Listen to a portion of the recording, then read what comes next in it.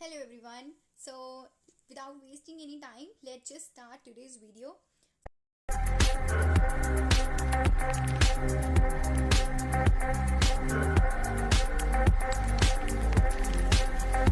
So the first thing is you should learn or you should make understanding about the tax system of Canada. आपको पता होना चाहिए EI क्या होता है, CPP क्या होता है और टैक्स स्लैब्स क्या होती हैं. उसके अकॉर्डिंग ही आप अपनी टैक्स रिटर्न फाइल भी कर सकते हो. बिकॉज मुझे याद है मेरे एक फ्रेंड था, उसने अपनी स्केड्यूल ब्रेक में वॉलमार्ट में और मैकडॉनल्ड्स में दोनों साइड में काम किया. So now he is thinking कि अब उसको जो है एक्स्ट्रा अमाउंट मिलेगा जब वो टैक्स रिटर्न फाइल करेगा. पर हुआ क्या कि जब इन दोनों इनकम का टोटल किया गया तो जो whole in all gross income बनी वो टोटल उसका अलग गया, तो उसको टैक्स पे करना पड़ा. हालांकि उसको उतना नहीं मिला जितना उसने सोचा था. मोस्टली स्टूडेंट्स भी क्या सोचते हैं जो इंडिया में हैं या दूसरी कंट्रीज़ में हैं, वो क्या सोचते हैं कि राइट नाउ यहाँ पे क्या चल रहा है, 15 आवर रेट चल रहा है पर आवर. तो वो क्या सोचते हैं कि 15 पर आवर के अकॉर्डिंग अगर हम 10 घंटे भी काम कर लें तो हमें 150 पर डे का मिलेगा. पर ऐसा नहीं होता है. ठीक है, अगर आपकी मंथली इनकम कह लो या वीकली इनकम कह लो वो 1200 आ रही है तो आपको टैक्स के अकॉर्डिंग डिडक्ट होके अराउंड 900 ही मिलेगा. सो उससे क्या होता है कि बजट हिल जाता है. तो पहली चीज़ जो आपको नॉलेज होनी चाहिए वो टैक्स सिस्टम के बारे में आपको पता होना चाहिए कि कनाडा में टैक्स सिस्टम चलता कैसे है, या टैक्स सिस्टम के बारे में आपको ये ब्रीफली नॉलेज थोड़ी थोड़ी होनी चाहिए कि आपको भी कैलकुलेशंस कैसे करनी है ताकि आप भी इन चीज़ों के लिए प्रिपेयर रहो. Okay, so now let's talk about the second main thing which is about your financial accounts. Being a student मैं सच बताती हूँ, हमें जब यहाँ आते हैं हम अपनी स्टडीज़ के बारे में फोकस करते हैं और सेकंड फोकस होता है कि हम नेक्स्ट कितनी जल्दी अर्न करना स्टार्ट कर दें या कितनी जल्दी हम अपनी फ़ीस कलेक्ट करना स्टार्ट कर लें. मोस्टली स्टूडेंट्स का माइंड यही चलता है, राइट. सो होता क्या है कि इन सब चीज़ों से परे होते हैं. जब हम इन चीज़ों से ख़त्म साइड पे जाते हैं तब हमें ध्यान आता है स्टार्टिंग में ही एक पॉइंट, जब हम यहाँ आके अपना अकाउंट ओपन करवाते हैं ना, तब तो वो हम बोल देते हैं कि ओके चेकिंग अकाउंट है, सेविंग अकाउंट है, TSFA अकाउंट है या RRSP अकाउंट है. बट इनके बारे में डीप नॉलेज होनी भी ज़रूरी है. क्यों? क्योंकि यहाँ पे आपके पेरेंट्स नहीं हैं जो आपके लिए फिक्स डिपॉजिट्स करेंगे. यहाँ पे आपको खुद ही अपने चेकिंग अकाउंट से सेविंग अकाउंट्स में आपको पैसे जो है ट्रांसफ़र करने पड़ेंगे, राइट. सॉरी डॉलर्स ट्रांसफ़र करने पड़ेंगे आपको. तो उसकी नॉलेज आपको होनी ज़रूरी है, राइट. तो क्योंकि आपको अगर नहीं पता कि आपका अगर आप लॉन्ग टर्म के कहीं पे इन्वेस्ट कर रहे हो, ठीक है, उस पर इंटरेस्ट आपने ध्यान ही नहीं दिया कितना है, तो वो फिर फिजूल नहीं जाना चाहिए. एटलीस्ट आपको नॉलेज होनी चाहिए कि अगर आप पर्टिकुलर ब्रांच में आपने पर्टिकुलर किसी बैंक में अपना अकाउंट ओपन किया है तो वहाँ पे जो आपको इंटरेस्ट मिलेगा आपको अपनी सेविंग्स पे, लॉन्ग टर्म सेविंग्स पे, तो वो आपको ऑब्वियसली बेनिफिशियल ही होना चाहिए, राइट. सो इसके बारे में नॉलेज होनी आपको बहुत ज़रूरी है. Okay, so now let's talk about the third main thing. तीसरी जो चीज़ है जिसके बारे में डिस्कस करने वाली हूँ वो है अबाउट योर क्रेडिट स्कोर. आपका CRS स्कोर भी यहाँ पे मैटर करता है, राइट. सो फर्स्ट अगर आप यहाँ पे आ रहे हो तो आई नो कि आपके माइंड में प्लानिंग है कि आप कार भी लोगे, ठीक है, कार भी लोगे, प्लस उसके बाद आपके फाइनेंशियल स्टेटस जब अच्छे होंगे तो आप घर भी लोगे डेफिनेटली. तो इन सब चीज़ों के लिए आपका जो ये CRS स्कोर है ये मैटर करता है. इन दोनों चीज़ों से भी पहले मैं आपको एक चीज़ बता दूं जो मैंने पर्सनली फेस करी है कि कई बार एक घर से दूसरी जगह शिफ्टिंग होने पे भी जो वहाँ के ऑनर हैं वो आपसे आपका CRS स्कोर की डिटेल्स मांगते हैं. तो मैंने अपनी CRS स्कोर की डिटेल्स भी उन्हें दी हैं सो दैट उनको होता है कि ये जो हमारे टेनेंट हैं वो ट्रस्टेबल हैं, कि रिलायबल हैं, कि हाँ ये अगर एक अमाउंट है जो अपना क्रेडिट कार्ड अगर ये यूज़ कर रहे हैं तो उसकी टाइम टू टाइम पेमेंट्स भी कर रहे हैं, राइट. यहाँ पे पर्टिकुलर डेट्स होती हैं कि आप इतनी डेट पे, इस डेट पे जो है आपको अपना जो बैलेंस है वो मेंटेन करके रखना है अपने क्रेडिट अकाउंट का, ठीक है. अपने CRS स्कोर के लिए, क्रेडिट स्कोर के लिए आपको इस टाइम पे करना है और इस टाइम पे नहीं करना है. सो इन चीज़ों के बारे में भी आपको पता होना ज़रूरी है. और अगर इन केस आपको नहीं पता है और फिर ये क्या होगा, फिर ये आपका डाउन होना चला जाता है, डाउन होना स्टार्ट हो जाएगा. अगर आप इसे टाइम टू टाइम पे नहीं करोगे उसके आपको नेगेटिव इफेक्ट्स झेलने पड़ेंगे. सो इट्स बेटर कि आप इसे मेंटेन करके रखो, टाइम टू टाइम पे करो.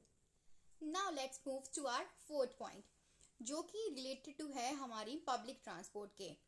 अगर आप सपोज आप मेरा कॉलेज, जिस कॉलेज में मैं थी, सेंटेनियल कॉलेज में आ रहे हो, so you are thinking to shift nearby Scarborough, right. Next अगर आप आ रहे हो CDI कॉलेज में, ठीक है, कनाडा के CDI कॉलेज में आ रहे हो तो ऑफकोर्स वो कॉलेज कहाँ पे, मॉन्ट्रियल में है.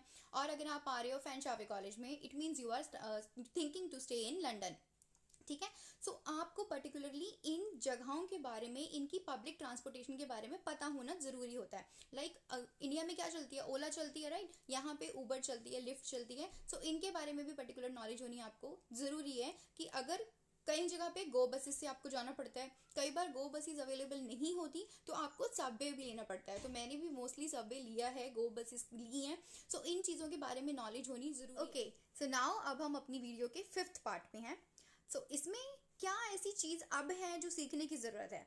ये वो चीज़ है जो आपने कनाडा आने के लिए सीखी है और इसके लिए आपने प्रिपेयर भी किया है। कईयों के रिजल्ट्स भी आए, कई बार नहीं भी आए, बहुत हार्ड था रिजल्ट आना भी कई बार, मोस्टली एक मॉड्यूल में। So basically I am talking about the communication skills. इसके लिए आपने क्या करी है, आइल्स करी है। पर मैं बता दूं, जब आप आइल्स की प्रैक्टिस करते हो, हमारे पास वो 4 मॉड्यूल हैं, ठीक है, स्पीकिंग है, लिसनिंग है, रीडिंग है, राइटिंग है। बट यहाँ पे आके जब आप रियलिटी फेस करते हो वो बहुत अलग आ जाती है, ठीक है।